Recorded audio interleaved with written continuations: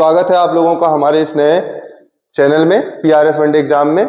और आइए आज हम लोग देखेंगे जीके के कुछ महत्वपूर्ण क्वेश्चन करेंगे जो कि एग्जाम के लिए बहुत ही महत्वपूर्ण होंगे। तो आइए देखते हैं। जैसे पहला क्वेश्चन है, निम्नलिखित में से कौन सा जीएसटी का एक प्रकार नहीं है। तो हम देखते हैं S GST, C GST, I GST और क्यू जीएसटी।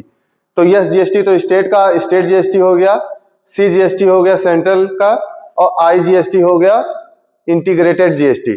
और इसमें हम लोग नहीं देखे हैं ये वाला, तो इसमें हम लोग देखते हैं तो ये वाली जीएसटी नहीं मानी जाती है और सारी की सारी जीएसटी है। और जीएसटी में 4 स्लैब है जिसमें अलग अलग रेट दिया गया है। और आगे दूसरा क्वेश्चन हम लोग देखते हैं, न्यूनतम समर्थन मूल्य किसके लिए घोषित किया जाता है। केवल आयातित वस्तुओं के लिए, किसानों की फसल के लिए, औद्योगिक उत्पादों के लिए, या शेयर बाजार के लिए।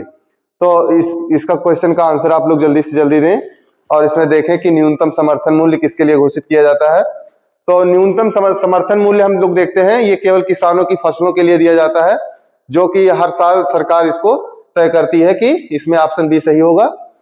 और अब हम तीसरा क्वेश्चन देखते हैं, तो नीति आयोग का मुख्य कार्य क्या है।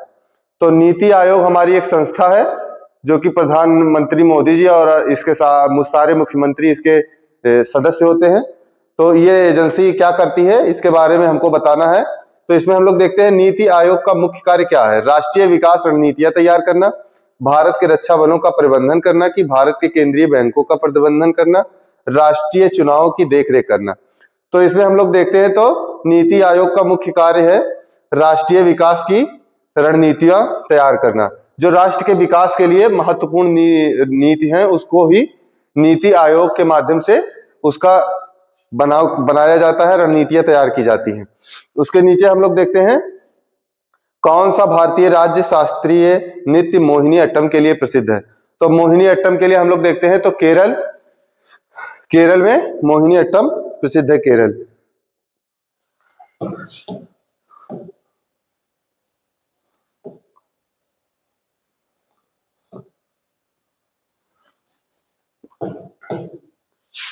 और फिर अब हम लोग आगे देखते हैं 5वां क्वेश्चन। इसमें से निम्नलिखित में से कौन सा मेलानोमा का एक कारण है। त्वचा कैंसर का एक प्रकार है ये मेलानोमा। ये किसके कारण होता है, एलर्जन के कारण होता है, कि ओजोन अवक्षय के कारण होता है, कि प्रदूषण के कारण, कि अम्ल वर्षा के कारण। तो इसको हम लोग देखते हैं तो ये ओजोन परत जो हमारी है उसी के अवक्षय से, जब वो ओजोन परत में छिद्र हो जाते हैं तो वहां से धूप आती है, सीधे हमारे स्किन में लगती है, उसी के द्वारा ये कैंसर होता है जिसका नाम मेलानोमा है।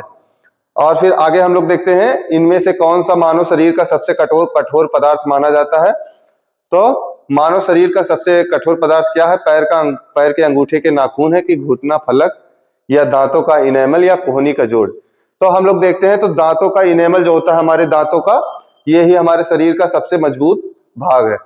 फिर आगे हम लोग देखते हैं दूसरा क्वेश्चन देखते हैं, तो निम्नलिखित में से कौन सा सिंथेटिक फाइबर का उदाहरण नहीं है। हम लोग विशेषकर नहीं पे ज्यादा ध्यान देंगे, नहीं तो ये क्वेश्चन हमारा गलत हो जाएगा। तो हम लोग देखते हैं इसमें देखते हैं कि कौन सा सिंथेटिक फाइबर का उदाहरण नहीं है। तो इसमें देखते हैं रेयान भी फैक्ट्रियों में बनाया जाता है, पॉलिस्टर भी फैक्ट्रियों में बनाया जाता है, और नायलॉन भी फैक्ट्री में बनाया जाता है।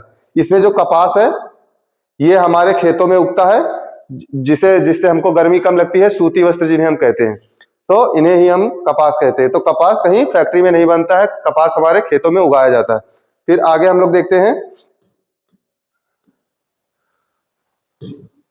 देखते हैं किस देश को उगते सूरज की भूमि के नाम से जाना जाता है। तो इसमें देखते हैं जापान है, कि थाईलैंड है, कि चीन है, कि दक्षिण कोरिया है।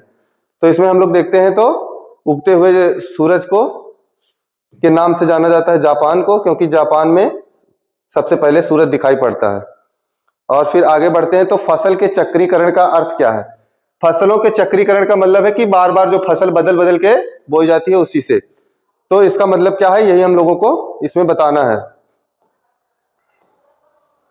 तो पहला है उत्पादकता बढ़ाने के लिए 2 या 2 से अधिक फसलें एक साथ उगाई जाती हैं। केवल एक फसल उगाई जाती है कि मिट्टी की उर्वरता बनाए रखने के लिए एक ही भूमि पर क्रमिक रूप से विभिन्न फसलें उगाना। कुछ फसलें बार बार उगाई जाती हैं। तो हम लोग देखते हैं कि चक्रीकरण का मतलब ये होता है कि मिट्टी की उर्वरता बनी रहे और उसमें हम बार बार जो है फसल बदल बदल के लगाते हैं। जैसे एक बार गेहूं बो दिए, फिर चावल बो दिए, फिर आगे चल के मक्का लगा दिए, यही हम लोग करते हैं। तो इससे क्या होता है कि हमारे मिट्टी की जो उर्वरता होती है वो बनी रहती है। तो इसमें ऑप्शन सी सही होगा। इसमें ऑप्शन सी वाला सही होगा। आइए अब हम और आगे क्वेश्चन देखते हैं। जैसे देखते हैं क्वेश्चन नंबर 10 में, 1764 में बक्सर की लड़ाई में अंग्रेजों ने निम्न में से किस भारतीय शासक को हराया था। तो 1764 में बक्सर की लड़ाई हुई थी, उसमें हम लोगों को बताना है कि इसमें कौन अंग्रेजों से हार गया था। तो इसमें देखते हैं टीपू सुल्तान है, हैदर अली है, मीर कासिम है, सिराजुद्दौला है। तो इसमें जो अंग्रेजों से हारा था 1764 की बक्सर की लड़ाई में, वो मीर कासिम था। फिर आगे हम लोग देखते हैं कि अगला क्वेश्चन देखते हैं, बैरोमीटर वायु दाब के लिए है जैसे कि एनीमोमीटर इसके लिए है। तो एक इसके लिए, जैसे बैरोमीटर से हम लोग हवा नापते हैं, वैसे ही एनीमोमीटर से हम लोग क्या नापते हैं वही हमको बताना है। नमी नापते हैं या हवाई जहाजों की गति नापते हैं या तापमान या हवा की गति। तो एनीमोमीटर से बताना है हम लोग क्या नापते हैं। तो इससे हम लोग हवा की गति के बारे में पता लगाते हैं। उत्तर भारतीय गायन ठुमरी का मुख्य विषय थीम क्या है। इसका थीम बताना है। ये उत्तर भारतीय की एक गायन शैली है ठुमरी, इसी के बारे में हमको बताना है। तो ये विद्रोह के बारे में बताती है, या चाहत और प्यार के बारे में, या प्रेरणा, या रोमांटिक और रोमानी और भक्तिपूर्ण। तो इसमें हम लोग देखते हैं तो ठुमरी का जो संबंध है वो रोमांटिक और भक्तिपूर्ण भाव के लिए ही विशेषकर मानी जाती है।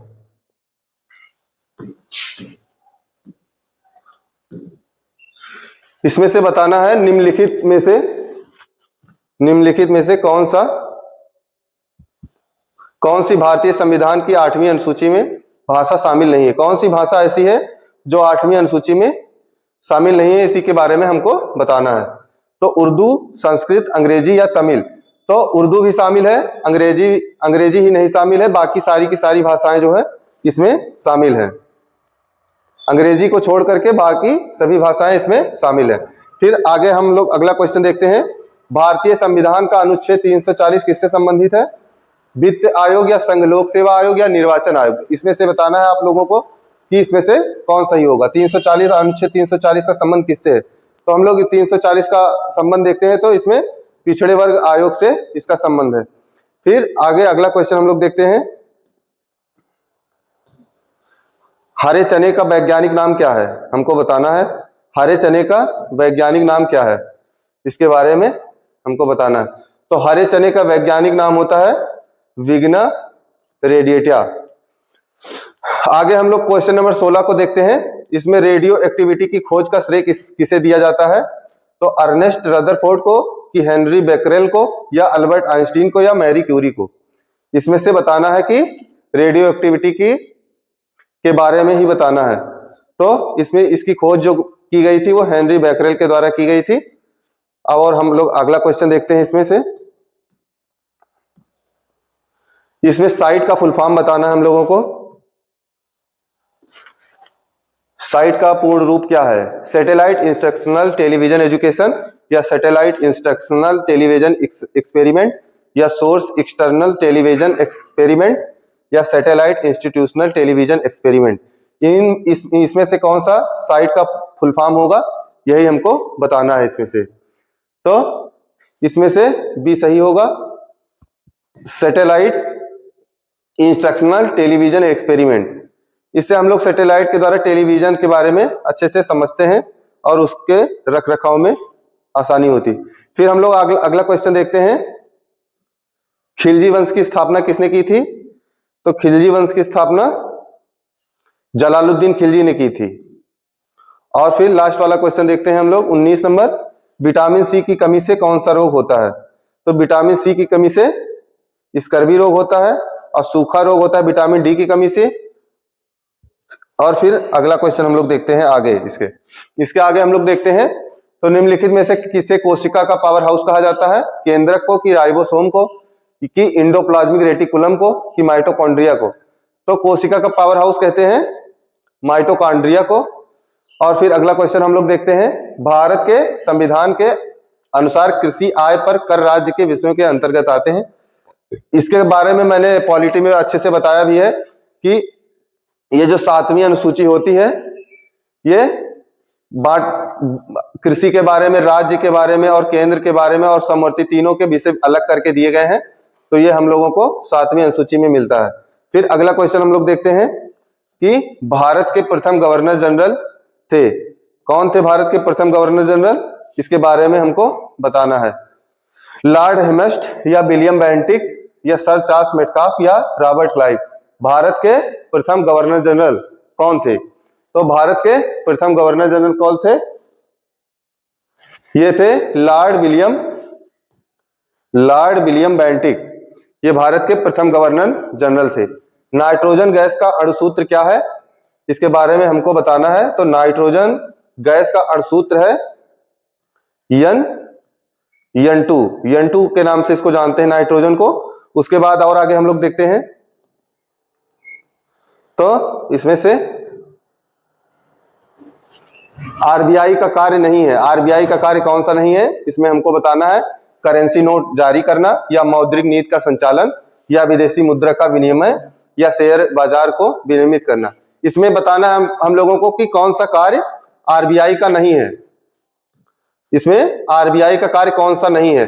तो करेंसी नोट जारी करना भी आरबीआई का काम है। सारे के सारे रुपए पैसे आरबीआई के द्वारा छापे जाते हैं। उसके बाद मौद्रिक नीति का भी संचालन करता है और विदेशी मुद्रा जो आती है उसका भी देखरेख यही करता है आरबीआई। लेकिन शेयर बाजार जो है ये इसको सेबी कंट्रोल करती है।